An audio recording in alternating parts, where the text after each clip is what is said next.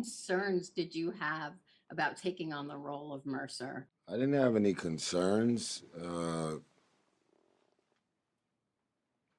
I'm just at a place with the things that we do creatively, and we're not doing it if it doesn't feel right. You know, like, Mm, what am I saying? What am I doing? What is the dynamic between me and these other characters? What is this world? What are we doing? And my mom raised me to believe that there's a lot of love in the word no. mm, So uh, when movies don't make sense, I just say no. But 1992 made all the sense in the world. I lived it. April 29th, 1992, I was there. I was protesting, looting, rioting. I was wow. out there. I was scared as hell, but I was there.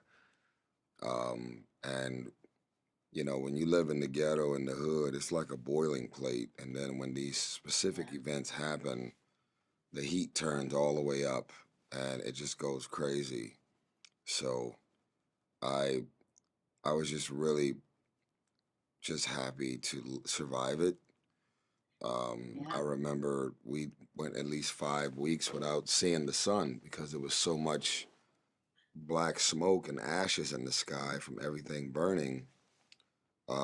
So yeah, this wasn't acting for me at all. This is reacting. And my son, played by Christopher Emmanuel, we were dancing, you know. It's like, Hmm. who are you and where did you come from? And he's trying to insert his alpha, but my alpha out trumped his alpha. And it was just like, no, we're not friends. I'm your father. And I know I just got here, but this is where we're going and it's not up for discussion. Get in the car. But that relationship, I feel like Mercer kind of kept some things very close to the vest because he would tell his son to do things, but he wouldn't necessarily tell him why or what his previous experience was and how he was trying to keep his son from that. Did you feel that while you were making the movie? Yes. And that was very intentional Mm, because the spirit of discovery when you're raising a child, a teenager, I have a 17-year-old and a 5-year-old. You can talk till you're blue in the face. You sometimes just gotta let them get in the sandbox and go see for themselves. And I just knew that something in him just wanted to fight me and rebel against everything I told him to do and not to do. So go ahead, do it. And I told you what was gonna happen. And now he's coming back like, help me, God, I didn't know it was gonna be that great. Yeah. So it's very, very, very interesting. Even the dynamic between Ray Liotta, rest in peace, and Scott Eastwood, yeah. totally different father-son dynamic, but Yes. to see that duality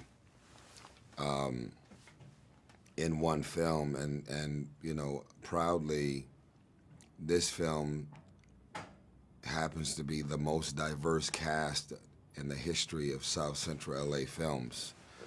So it's really, really interesting.